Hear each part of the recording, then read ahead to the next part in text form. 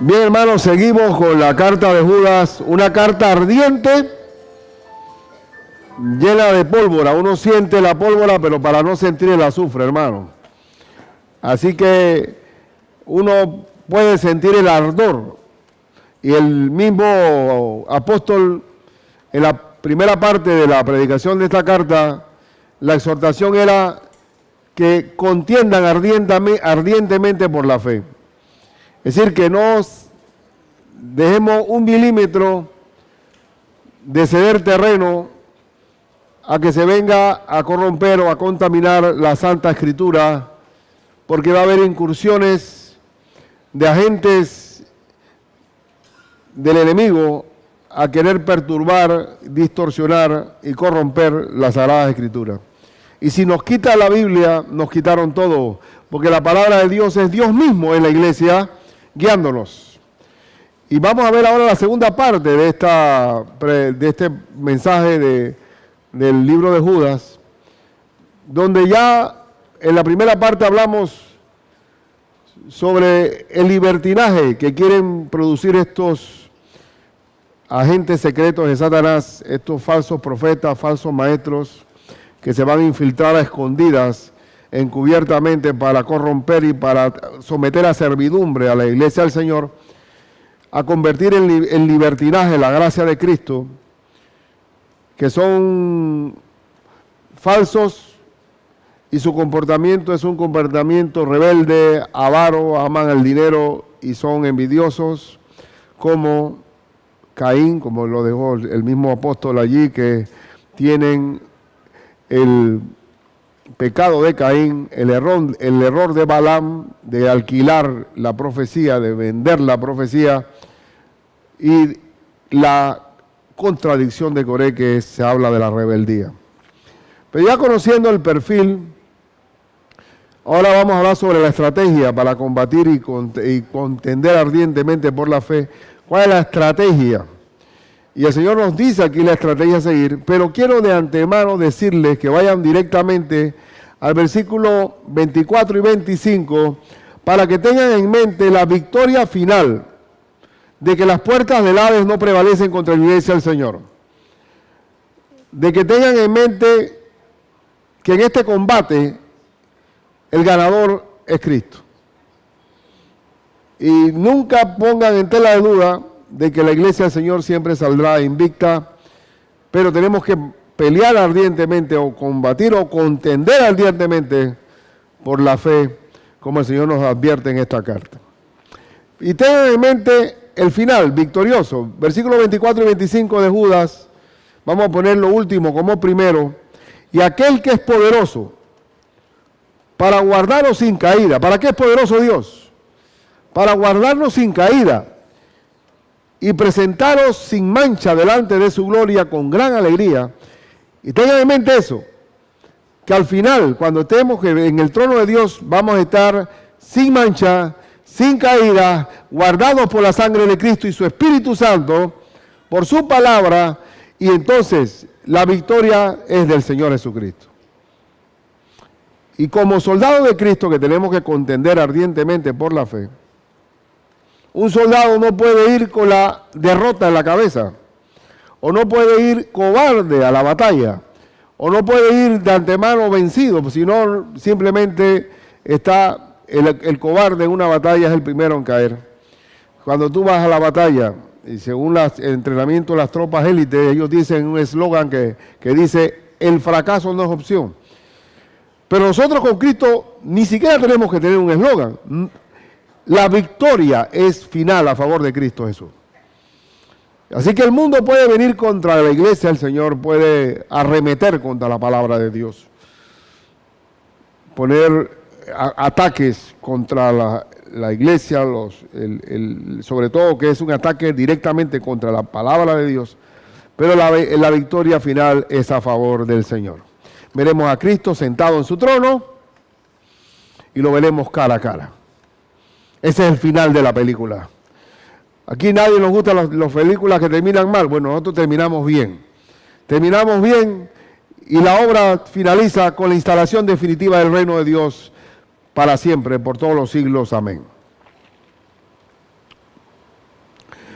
Teniendo en mente entonces el final victorioso, para que sepas pues que estamos del lado ganador, para combatir ardientemente con la fe tienes que saber una cosa. Acordémonos siempre, donde hay ovejas, hay lobos, donde hay trigo, hay cizaña. Siempre va a haber la incursión de lo malo con lo bueno. Siempre va a haber. Usted siembra un palo de tomate y va a haber un palo igualito al tomate que está al lado del tomate. Y usted está tendiendo el palo pensando que este es tomate y es una hierba mala. Si siembra caña va a haber un palo igualito a la caña. Increíble. O sea, no solamente es trigo y cizaña. Cualquier siembra que hace viene una simulación. Viene algo que falsifica el asunto. Y usted ve, por ejemplo, en la parábola de la semilla de mostaza, que ahí hubo un crecimiento desbordado de la semilla, anormal. Y vinieron los pájaros del cielo y pusieron sus nidos arriba del árbol de mostaza. Esos pájaros que hacen su nido allá arriba en la cúspide del árbol de mostaza son espíritus de maldad, que quieren aprovecharse del esfuerzo de toda de la iglesia del Señor a poner su nido arriba. Ellos quieren estar en la punta, quieren tener dominio sobre todo. Entonces, pero tengamos presente la victoria final, siempre tengamos presente en eso. ¿Sabes cómo tú tienes que sacudirte? Piensa siempre en la victoria final. Eso en todas las órdenes de la vida es así. Por ejemplo, el apóstol Pablo dice que uno debe golpear su cuerpo. Golpea tu cuerpo y lo pones en servidumbre, ¿lo dice o no? Es decir, que el cuerpo no quiere, el cuerpo simplemente, él le gusta estar en un sofá, él le gusta estar con un popcorn, viendo televisión, él le gusta la zona de confort. ¿Qué es lo que es difícil para el cuerpo? Patéatelo, pa. Él no quiere hacerlo, pero ¿cómo te puedes tú mentalizar para pararte? Te vas a sentir muy bien cuando vengas de caminar una hora, vas a sentirte que tu circulación aumenta, tu corazón late, hay un sentimiento de juvenil en ti. Piensa en el final cuando vienes de regreso y te vas a estimular a pararte de la vagancia que tienes y te vas a dar un chut para volver y venir alegremente. Hay que pensar en el regreso. Señor, así mismo nosotros. No importa el combate que haya ardiente en la iglesia, el final Cristo ganó. Igual cuando se acuerdan con el diluvio universal, ¿quién ganó? ¿Quién ganó en el diluvio universal? El Señor ganó.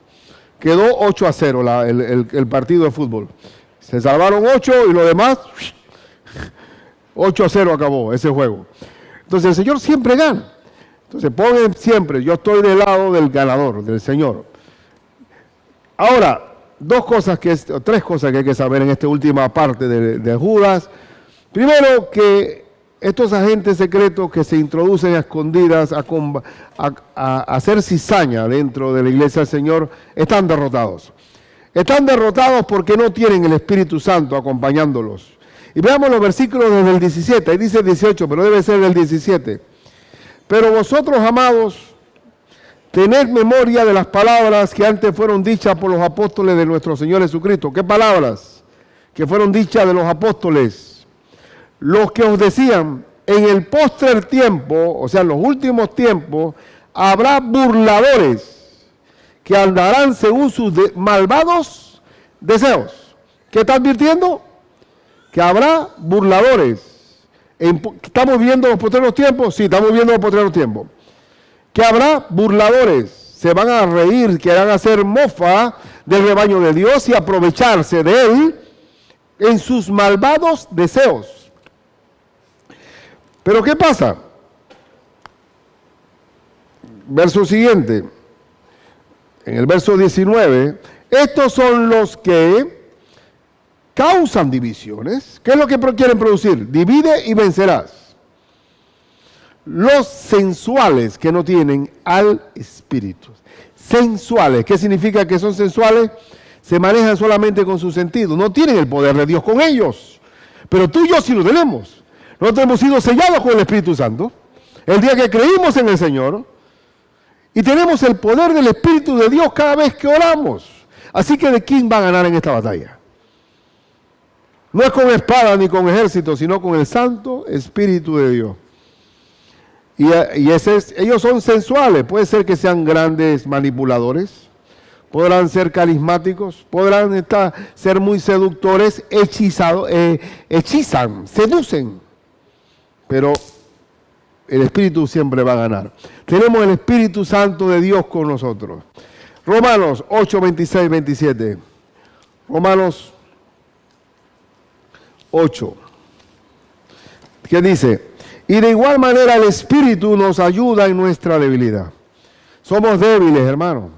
Somos vasos de barro. Ninguno de nosotros es fuerte en nosotros mismos. Somos vulnerables. El que dice que está firme, mire que no caiga. Nadie es fuerte en nosotros. La fortaleza de nosotros viene de Dios. Dice, y de igual manera el Espíritu nos ayuda en nuestra debilidad. Pues, ¿qué hemos de pedir como conviene? No lo sabemos. Pero el Espíritu mismo intercede por nosotros con gemidos indecibles. ¿Quién aboga por mí? Cuando estoy orando, ¿quién? El Señor, a través de su Espíritu, está orando por mí, acomodando la oración mía a las intenciones de Dios. Y dice, mas el que escudriña los corazones sabe cuál es la intención del Espíritu, porque conforme a la voluntad de Dios, intercede por los santos. ¿Quién está orando por mí? El Espíritu de Dios. Cuando yo oro y tú oras, hermano, Dios mismo está intercediendo por mí. Gloria a Dios, porque si no fuera así, tendríamos que ver, bueno, vamos a buscar a Gunther, que es el que más resultado positivo ha habido en las oraciones. Traete a Gunther a la sala de oración, a la reunión de oración, si no, no iba a haber respuesta. Bendito sea el Señor, que ninguno de nosotros tiene influencia o palanca en el cielo. Es el Espíritu Santo el que aboga por nosotros.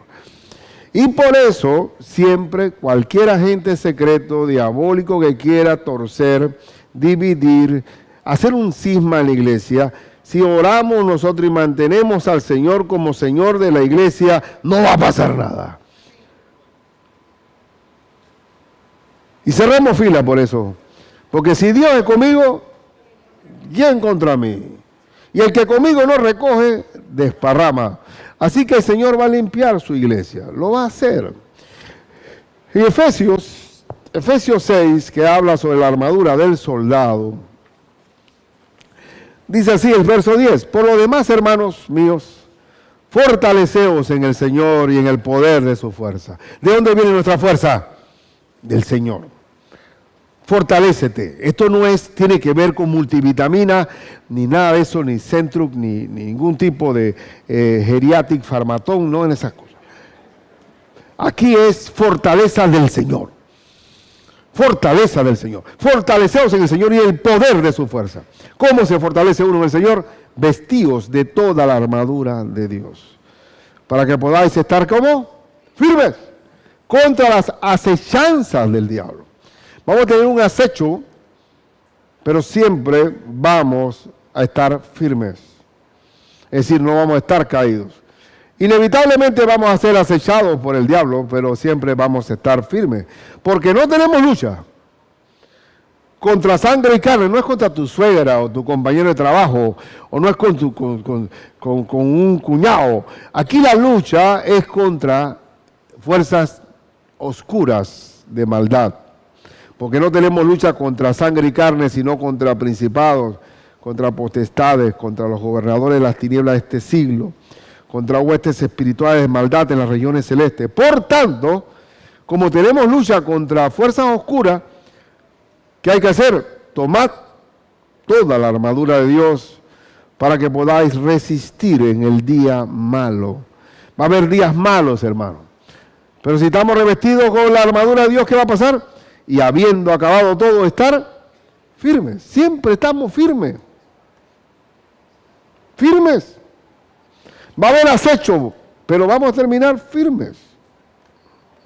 Estad pues firmes, ceñidos vuestros lomos con la verdad y vestidos con la coraza de justicia, y calzados los pies con el apresto del Evangelio de la paz. Sobre todo tomad el escudo de la fe, para que podáis apagar todos los dardos del fuego del maligno, y tomad el yelmo de la salvación y la espada del Espíritu, que es la palabra de Dios. La palabra de Dios, ¿qué es? La espada del Espíritu. El escudo de la fe. Miren que estamos recibiendo, algunos vamos a recibir dardos de fuego, cliquiti, cliquiti, cliquiti, tan, tan, y la coraza que no entra la flecha tampoco, pero hay que devolver también golpe, ¿no? La espada del Espíritu, ¿cuál es? La palabra de Dios. Ahora, ¿de dónde viene la fortaleza de nosotros? Del Señor. Cuando oramos, el Señor intercede por nosotros. Entonces, ¿cuál es el mérito? ¿Cuál es el crédito? ¿Cuál es la competencia que tenemos nosotros algunos? ¿Ah? ¿Sirve de algo el doctorado, el currículum vitae? ¿Sirve de algo eso? Las armas de nuestra milicia no son carnales, sino espirituales, para la destrucción de fortaleza. No tenemos lucha contra carne y sangre, sino contra huestes espirituales de maldad en las regiones celestes. Y dice más adelante el versículo 18, orando en todo tiempo, con toda oración y súplica en el Espíritu, y velando en ello con toda perseverancia y súplica por todos los santos. ¿Cómo se ora en el Espíritu? El que tiene el Espíritu Santo ora en el Espíritu.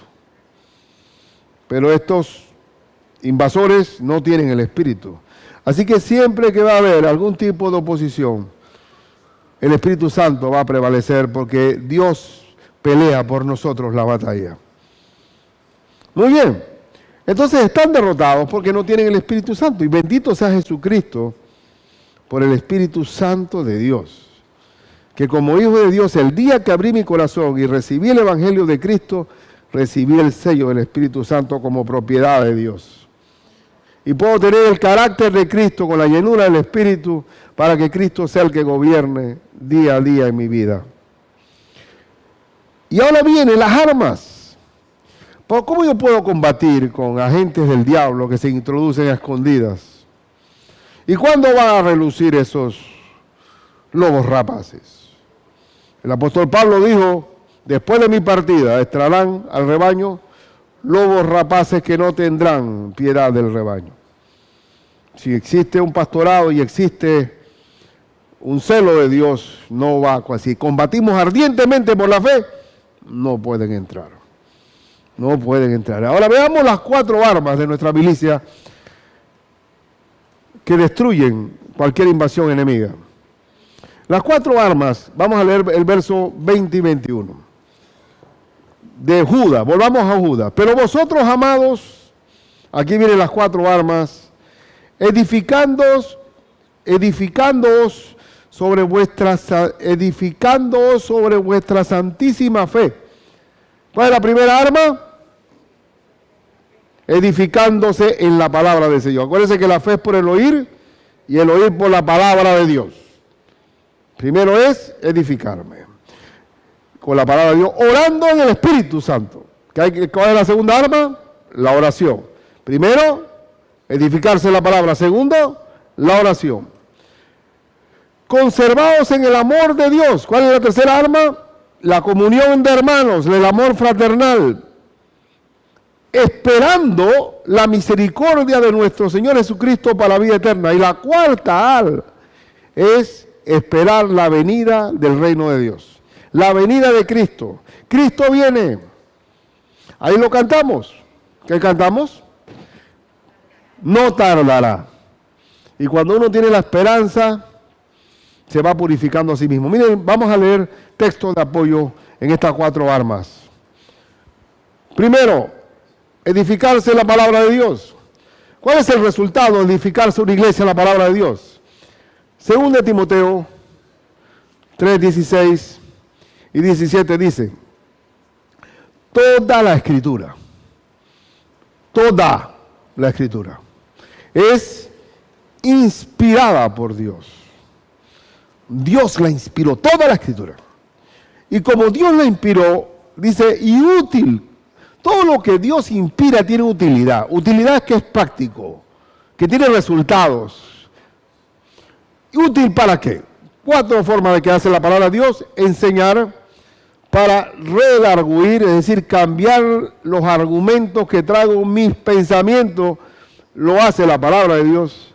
Para corregir, señalar lo malo, por donde voy de mal, y para instruir en justicia, decir cómo debo ir bien. Son 4 áreas que hace la palabra de Dios. ¿Qué hay que hacer la iglesia para estar protegido de cualquier invasión externa que quiera torcer la Escritura? Edificarse en la palabra de Dios. ¿Cuál es el resultado de un hermano que se edifica en la palabra de Dios? Versículo 17. Él dice que a fin de que el hombre de Dios sea como, hermano, perfecto. Si yo estudio la palabra de Dios y en la iglesia nos edificamos, tenemos una iglesia perfecta. ¿Qué significa perfecta en la Biblia? No significa que tenemos una aureola de perfección. Se refiere a madura. Es una iglesia madura, perfecta, madura. Dice, a fin de que el hombre de Dios sea perfecto, enteramente preparado para toda buena obra, enteramente preparado. El resultado de la palabra de Dios, formados en ella, edificándonos en ella, es una persona perfecta. ¿En qué sentido? En que está preparado, enteramente preparado. ¿Para qué? Para toda buena obra. Es un Rambo. Tú lo tiras en la China, en la Conchinchina, en Nueva York, en Brooklyn, allá en Corea del Norte, ya que está sonando tanto, Corea del Norte, y ese hombre está enteramente preparado para toda buena obra. Cuando la iglesia se edifica en la palabra de Dios, ese es el resultado. Ese es el resultado. Pero tenemos que invertir tiempo en ello. Hay hermanos que no se saben texto, y eso es una vergüenza. Pero se saben la marca de los carros, cuánto los equipos, que saben todo el lenguaje del equipo tecnológico, la velocidad que es la cuestión. Yo ni sé ni los términos, lo conozco. Pero, pastor, a mí me cuesta memorizar un texto bíblico. O sea, yo tengo una dificultad. Sé más o menos qué dice, pero tampoco sé dónde está. Digo, contra. Pero dime tu celular, ¿cuál es tu número de celular? A ti tal, ajá. ¿Tu carro cuál es? Ah, tu celular, ¿lo qué? No, la placa del carro. Bueno, todavía esa no me la sé yo. Pero entonces, ¿sabe qué pasa? Que uno memoriza, donde están tus tesoros, ahí está tu corazón. Del corazón de ellos salen carros, salen tecnologías. En la última película, ¿cuántos goles lleva Cristiano? ¿Cuánto lleva Messi? ¿Cuánto era eso? Eso es lo que sale de la boca. Pero no es que no tenga memoria, sino que sencillamente su corazón no ama eso. Pero si no nos edificamos en la palabra de Dios, nuestros hijos van a ser simplemente aplastados por unas escuelas seculares que enseñan que el hombre viene del mono. Yo no sé de dónde, cariño, sale ADN del hombre que salte a mono o de mono a hombre, que es todavía peor. Y hasta la fecha no hay ninguna transfusión de un gorila que sirva a un hombre, porque no hay manera de que eso pegue. Porque Darwin nunca conoció el ADN, jamás. Tiene un problema Darwin. Por eso que no llega a teoría, son pseudociencias. Pero bueno, nos tragamos eso, nuestros hijos ven la era del hielo 1, la era del hielo 2. Entonces, los millones de años que estaban los dinosaurios andando y el hombre no existía, porque era un sapo al principio. Entonces, bueno, y los hijos nuestros asimilando una falsedad. Pero ¿saben por qué no pueden defender la fe? Porque no conocen la palabra. No saben qué hacer frente a la arca de Noé. No saben cómo sustentar su fe, porque no conocen la Biblia. Y sencillamente van a ser pisoteados. Dice la Biblia que si la sal no pierde su sabor, será hollada por los hombres. Hollada que es pisoteada. ¿Pisoteada por qué? Porque no estamos sazonando la tierra por ignorancia.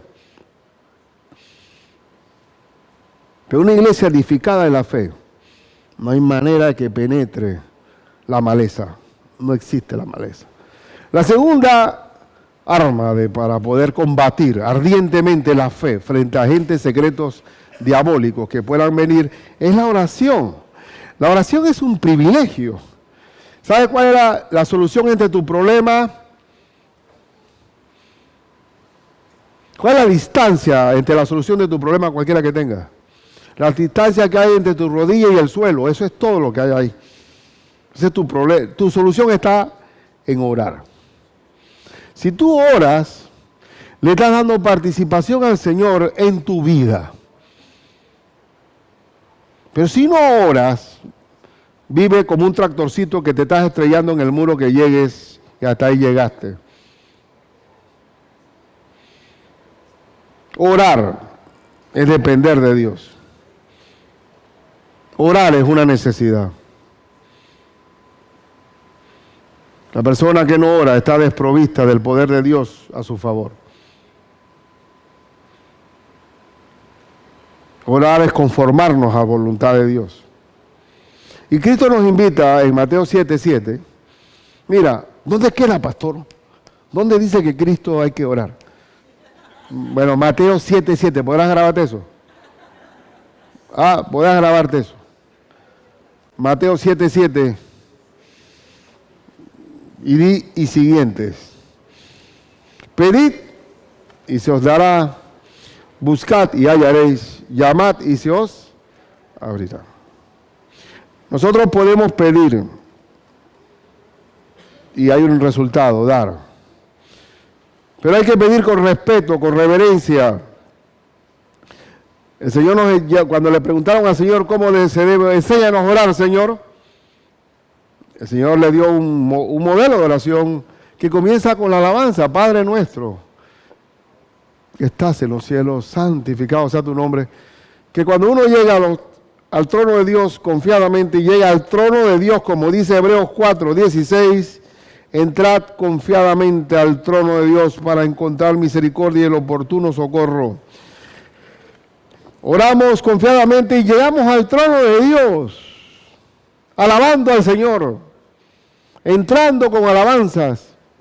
Te amo, Padre mío, y te toco la puerta y entro, Señor, diciéndote gracias por la salvación, gracias por tu perdón, gracias por haberme hecho tu Hijo, gracias, Señor, por darme la entrada al reino de los cielos por la sangre de Cristo. Gracias, Señor, por tu consuelo. Gracias, Señor. Uno no entra tumbando la puerta. Hey, dame, pido. Una persona, ¿es una grosería o no? Tú agarras y que, hey, dame ahí. Hey, Gunter, préstame $100 ahí. Hey, necesito ahí. Ni buenos días, nada. Y hay hermanos que comienzan pidiendo y terminan pidiendo. Pido. Hey, ven acá, eso es una grosería. Tienes que entrar con reverencia. ¿Dónde vas a donde la reina Isabel? A la reina Elizabeth allá en Inglaterra. Estaba viendo la biografía de Francisco Franco, el generalísimo de España, casi 40 años de dictadura. Y él estaba sentado, él se sienta ahí, en un pasillo largo y el pupitre al final. Y te sentabas y él se quedaba como 5 minutos sin decir nada.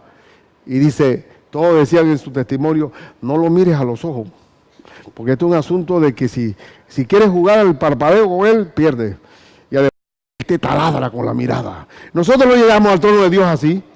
Entramos confiadamente, pero entramos con reverencia, oye.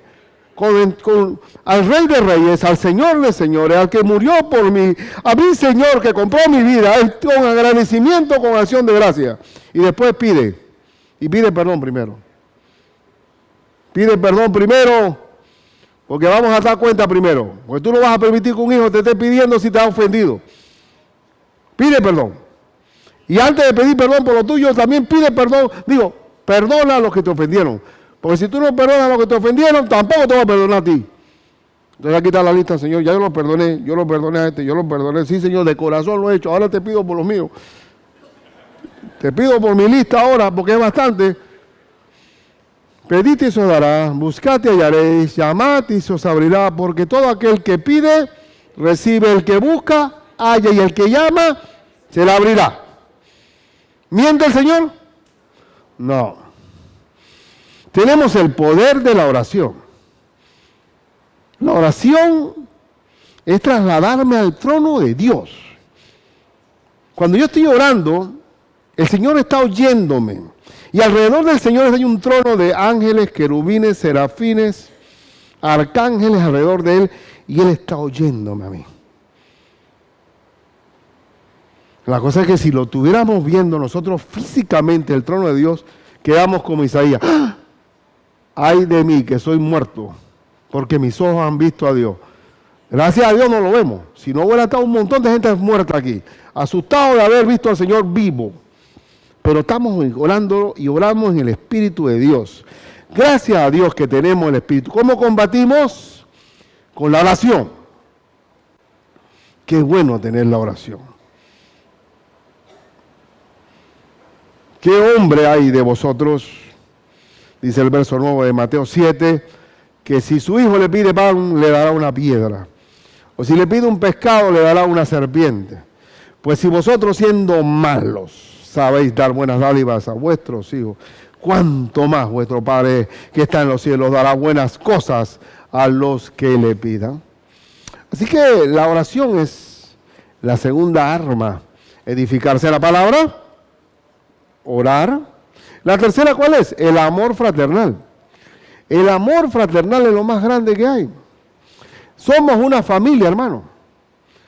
Somos hijos de Dios y como somos hijos, somos hermanos entre nosotros. La comunidad de amor de la iglesia del Señor es más fuerte que la familia de sangre de uno. Yo tengo mejor entendimiento con un hermano de mi fe por la sangre de Cristo que con mis hermanos de papá y mamá. Porque tenemos una misma mente en el Señor. El amor hace que podamos sobrevivir y no solo sobrevivir, vivir en una zona de afecto que nunca jamás lo encontraré en el mundo. A mí me maravilló la comunión de hermanos. Una vez que estuve con un compañero estudiando y él era un creyente, estaba en derecho y estábamos ahí. Y Ricardo, ¿tú me puedes acompañar para llevarle a mi hermana ahí una cosa? Digo, vamos, pues vamos. Y la hermana estaba en un culto. Y se había acabado el culto. Y cuando yo entro con este compañero de estudio a entregarle algo a la hermana, estaban todos los hermanos hablando, platicando, riéndose, abrazando, compartiendo. Se había acabado. Pero ¿saben lo que a mí me emocionó y me conmovió? Fue el amor entre ellos. Eso no era la facultad de Derecho, abajo el imperialismo yanqui, nada de esas cosas. Ahí no estábamos, ahí estábamos, que era el afecto, el amor, la ternura, yo me quedé maravillado, eso me enamoró, pero no recibí a Cristo en ese tiempo, pero ya Dios me estaba hablando. La tercera arma que tenemos para vencer al enemigo es la comunión de amor de los hermanos, se llama amor fraternal. Amor de hermano, como la ciudad de Filadelfia, que significa amor fraternal. 1 Juan 4, 7 al 13. 1 Juan 4, 7 al 13. 4, 7. Amados, amémonos unos a otros, porque el amor es de Dios. Todo aquel que ama es nacido de Dios y conoce a Dios. El que no ama no ha conocido a Dios porque Dios es amor. En esto se mostró el amor de Dios para con nosotros, en que Dios envió a su Hijo unigénito al mundo para que vivamos por Él. En esto consiste el amor, no en que nosotros hayamos amado a Dios, sino en que Él nos amó a nosotros y envió a su Hijo en propiciación por nuestros pecados. Amados, si Dios nos ha amado así, debemos también nosotros amarnos unos a otros. Nadie ha visto jamás a Dios. Si nos amamos unos a otros, Dios permanece en nosotros y su amor se ha perfeccionado en nosotros. En esto conocemos que permanecemos en Él y Él en nosotros, en que nos ha dado de su Espíritu. Entonces el amor fraternal es algo tremendo, porque el amor cubre falta, el amor restaura.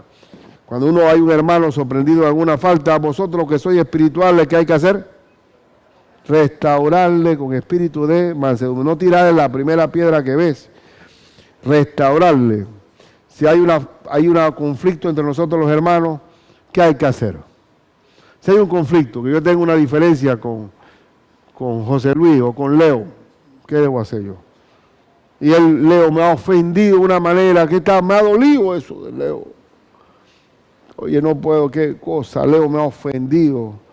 Oye, qué horrible, yo estoy bravo con mis hermanos porque me han ofendido. ¿Qué debo hacer yo? Entonces alguno que dice crema espiritual dice hay que poner la otra mejilla.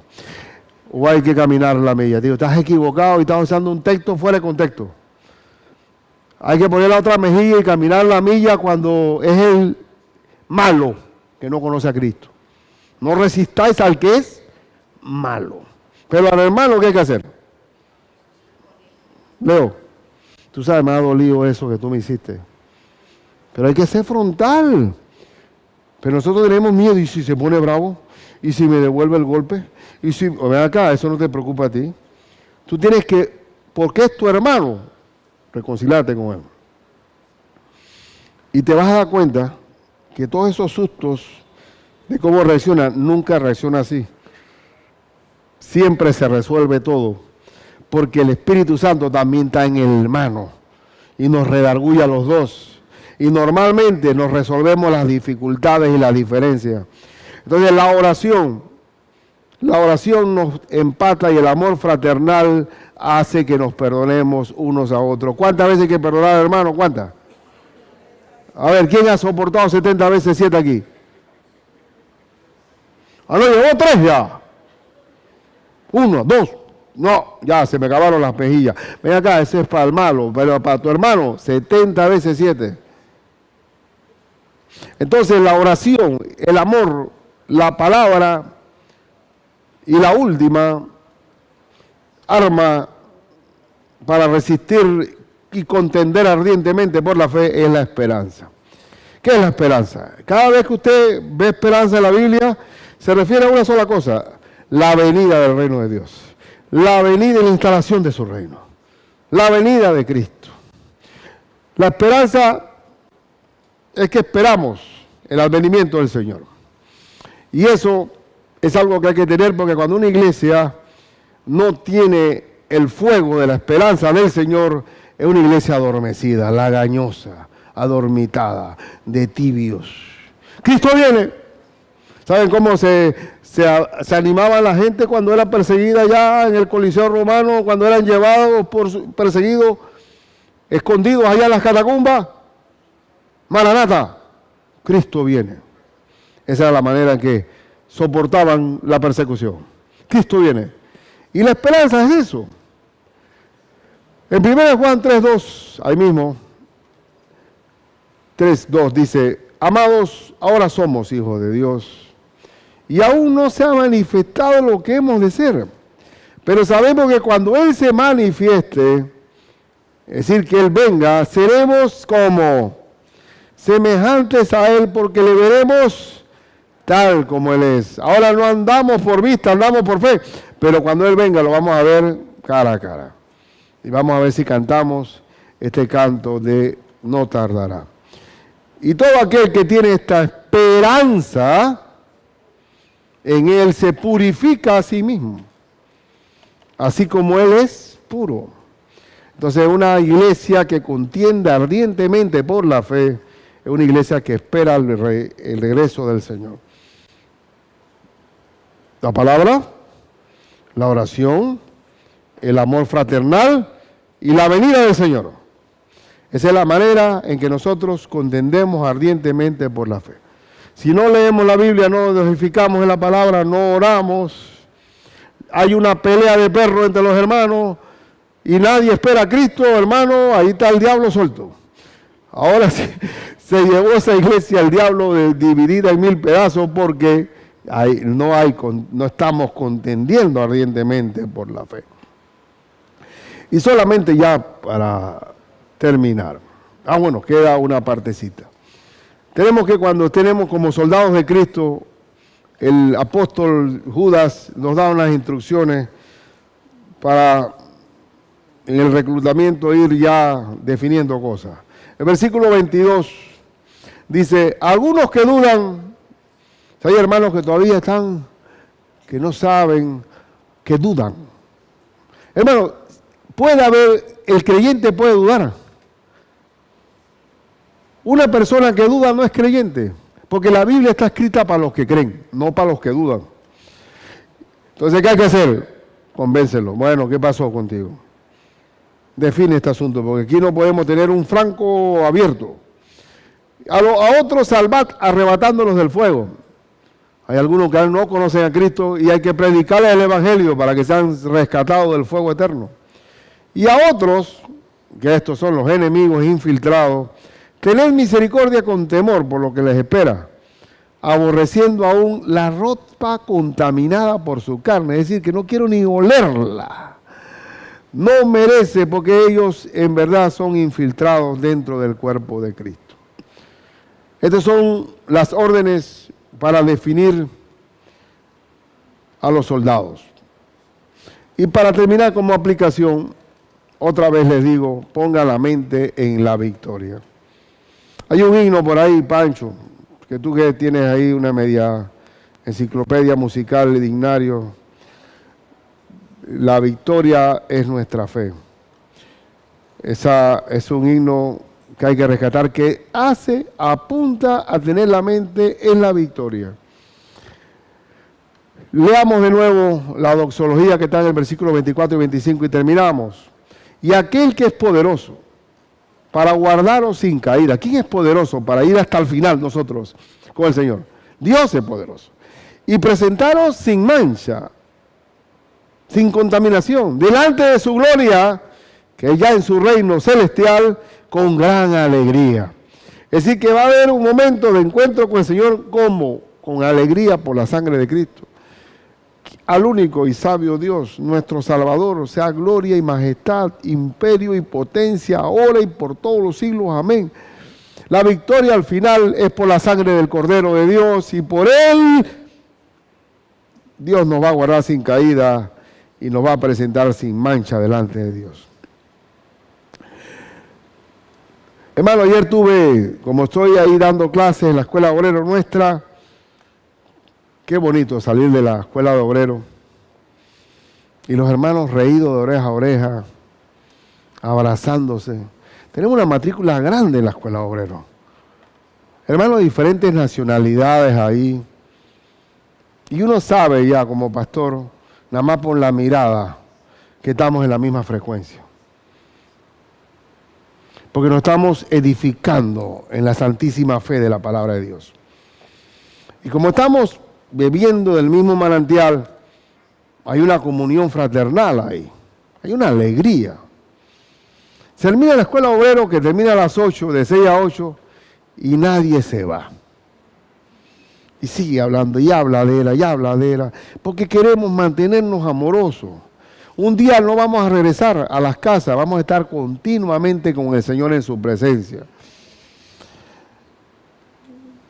Y me encanta cuando los hermanos se van configurando, para usar un término moderno, configurando a la palabra del Señor. Hay una conexión inmediata. Y por eso